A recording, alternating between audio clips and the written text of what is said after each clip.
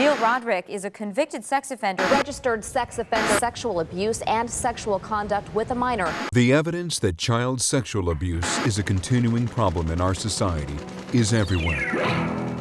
While the problem has gained exposure in recent years, child predators still exist, remain among our children, and still commit offenses that rob them of their innocence. The statistics are staggering. 1 in 8 boys and 1 in 4 girls will be sexually abused by the age of 18. What these statistics do not reveal is the long-term emotional damage this abuse causes to the victim. My name is Jana. I'm a wife, soon-to-be mother, teacher, and I'm a survivor of sexual abuse. I remember earliest being about 4, and it stopped when I was in the 4th grade. The effects of trauma on abuse survivors often lasts a lifetime. Flashbacks, memories of what has happened to me in the past with my abuser.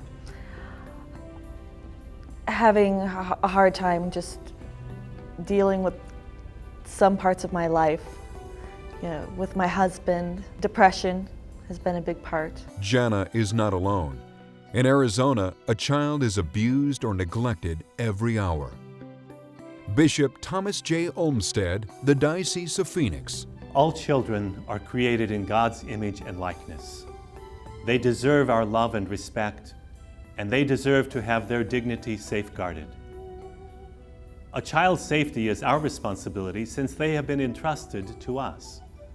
For this reason, we must continue to renew our commitment to prevent child abuse. It is difficult to talk about child abuse, and it is even more difficult to accept the sad fact that the sexual abuse of children occurs in society every day. For this reason, it is more important than ever to learn more about this societal problem. Catholic social teaching is built on the principle of the dignity of the human person. We uphold this principle when we offer timely education on ways and methods to prevent abuse. By attending this educational session, you will gain a greater understanding of how molesters get access to children. The more we know about this problem, the greater our success will be in preventing this horrifying tragedy in our communities. Hello, my name is Jennifer King, and I'm the Director of the Safe Environment Training Office for the Diocese of Phoenix. Thank you for being here. In this educational session, we will take a closer look of how offenders groom children and the community. We will learn how you can't overlook boundary violations and the importance of adhering to the policy and procedures for the protection of minors. We will review the Arizona Mandatory Reporting Law, and finally we will share with you ways that you can take an active part in the protection of our children. Joining us is Dr. Tom Selby, a psychologist specializing in sexual abuse treatment.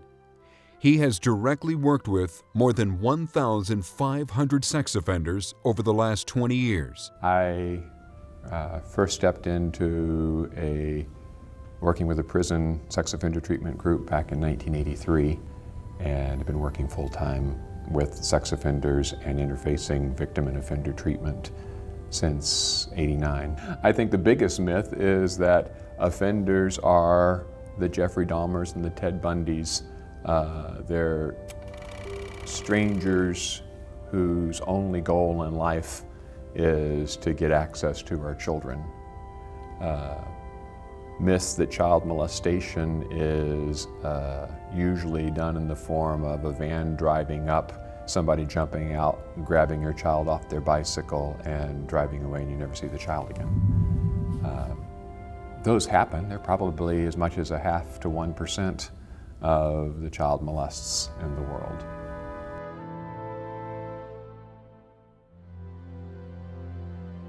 I was the teacher over 20 years, 3.5 years with Catholic schools as a junior high teacher and elementary teacher. One of my responsibilities in every church that I've been in was to be a church bus driver. And so all the kids knew me. I'd bring them to church and they were just, crazy about me. And because they saw that I got along with the pastor, the assistant pastor, all the music staff, they would think, well, he's an okay guy. And I was never called into question. Current research indicates that 90% of the time, the sex offender is someone the child knows and trusts. I think the biggest danger of thinking of offenders as monsters is it keeps us from recognizing offenders, because they are often genuinely caring people who genuinely care deeply about children.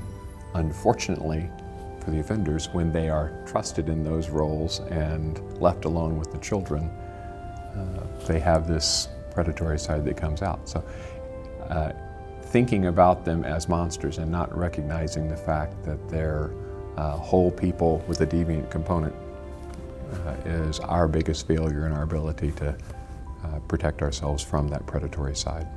I was very personable with people, although I tended to be shy in some ways. But as far as meeting people in a church setting, I was very easy to get along with. And because of my skills in playing the piano, I would end up playing for the choirs, small groups. So that involved meeting a lot of different people, young people, and all the adults in the church. And because they felt, well, here was a person who, had some level of skill, has got a Bible college degree,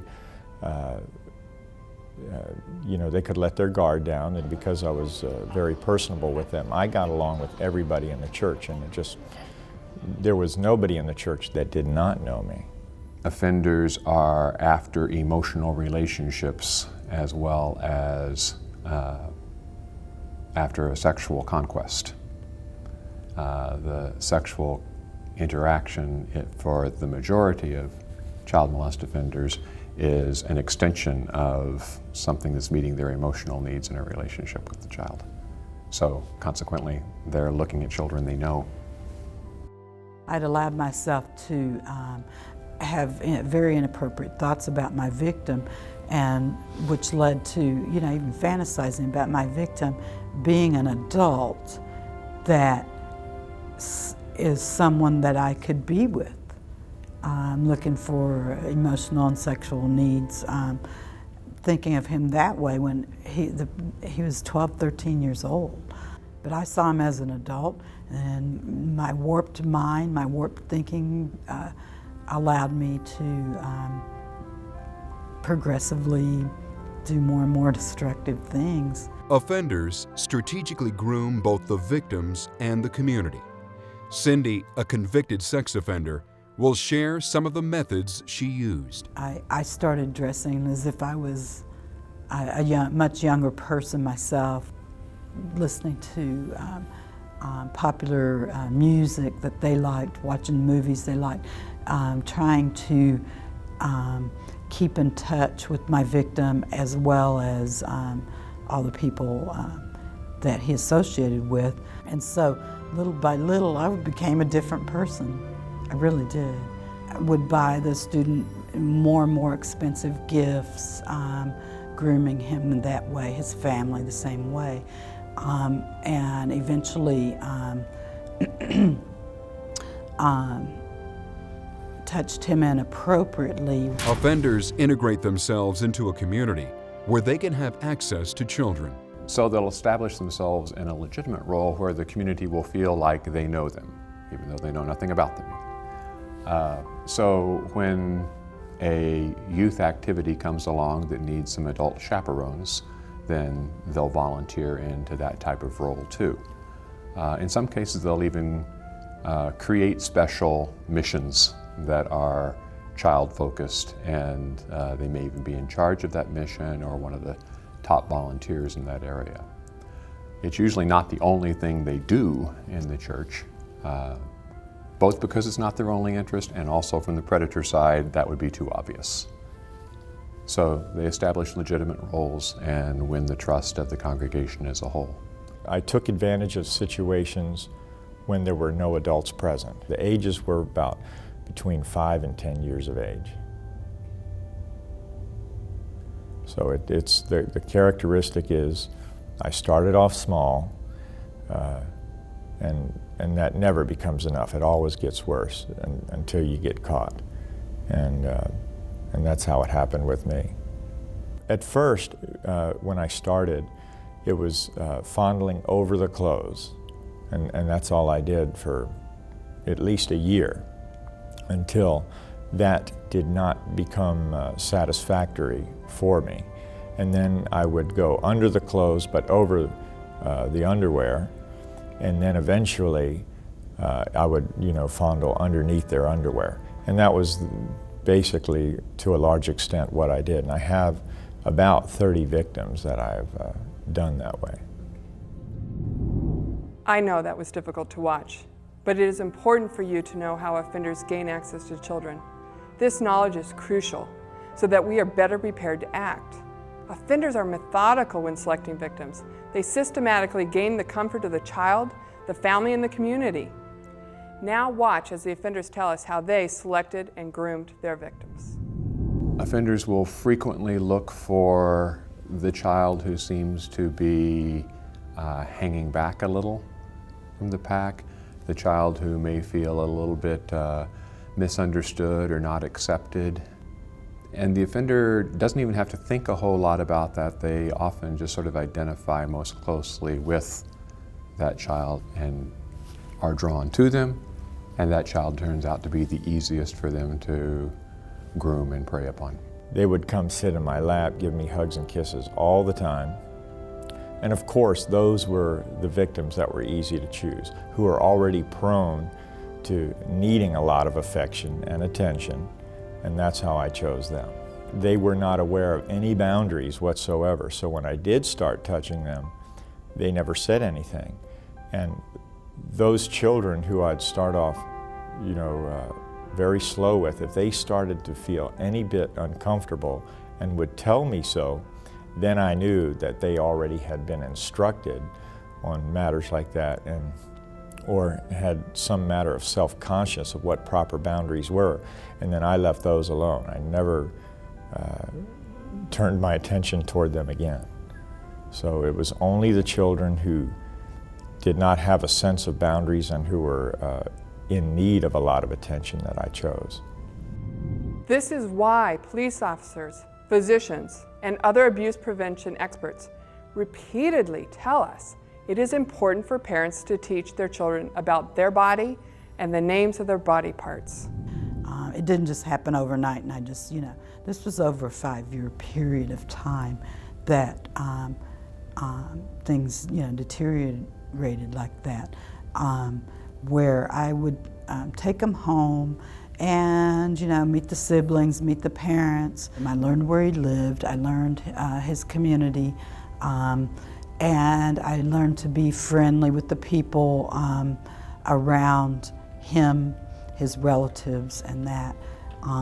Little by little breaking those boundaries, earning their trust, but at the same time knowing that I shouldn't be there in that capacity.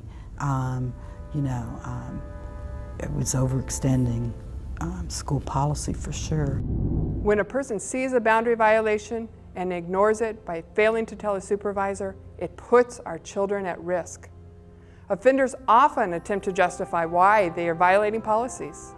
Watch Cindy. She talks about how she convinced a teacher to ignore her suspicion.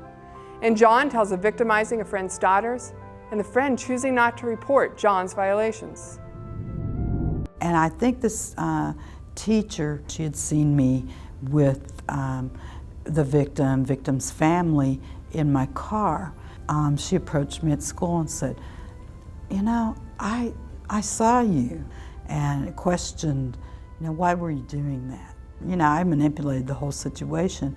Oh, I was just taking him to Burger King to get some hamburgers. And I just said it was a reward, and that I had permission. And I may have even said, it's really none of your business. And that was a ploy of mine to keep her mouth closed, because you don't want them to disclose, And obviously it worked very well. I must have intimidated her or satisfied her question, her doubt, enough that she never reported.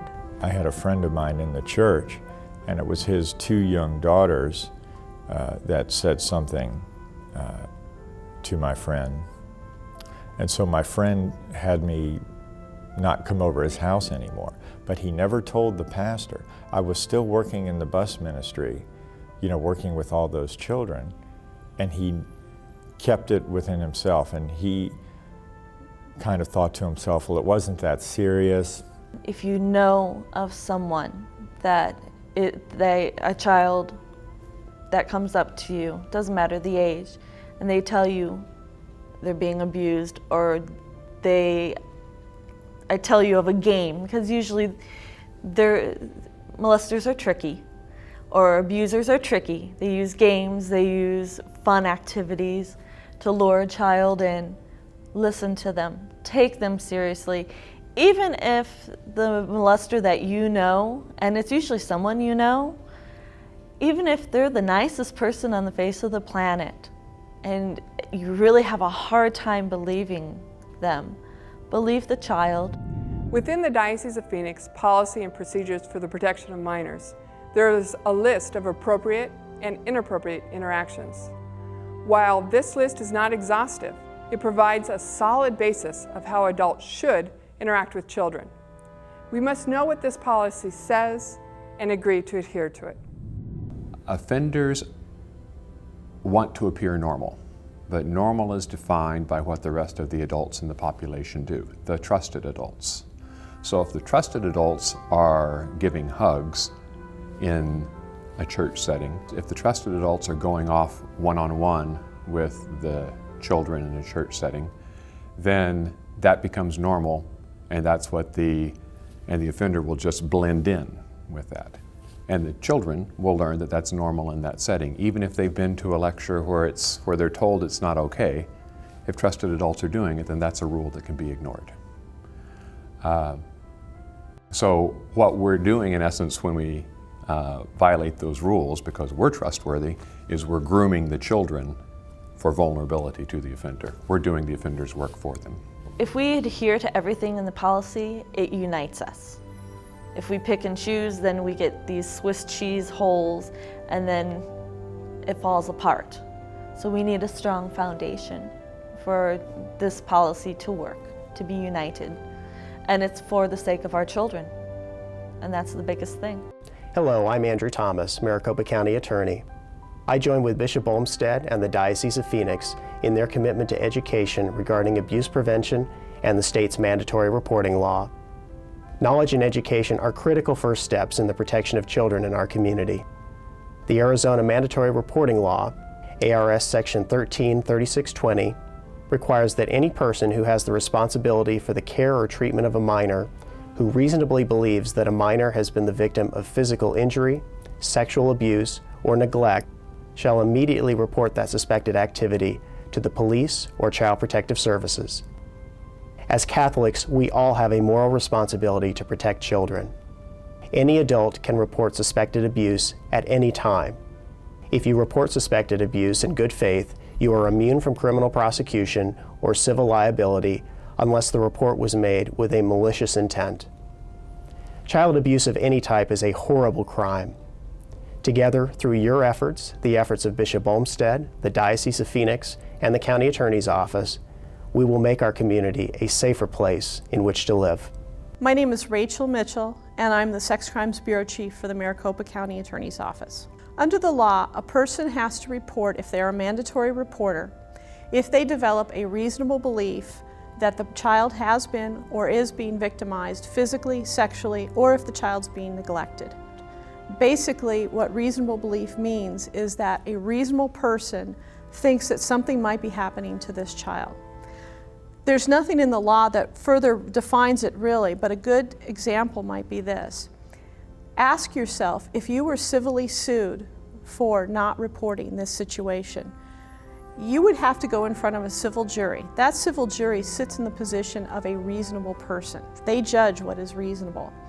Would you feel comfortable saying to the jury, based on what I knew at the time, I did nothing? If you're not comfortable saying that to the jury, then you need to report. The reason we don't want mandatory reporters investigating or interviewing a child is because the people who do that with law enforcement and with CPS are specially trained. For example, when a child comes forward with a sexual abuse allegation, basically that on its face is obvious that that child has been a victim of something that is criminal.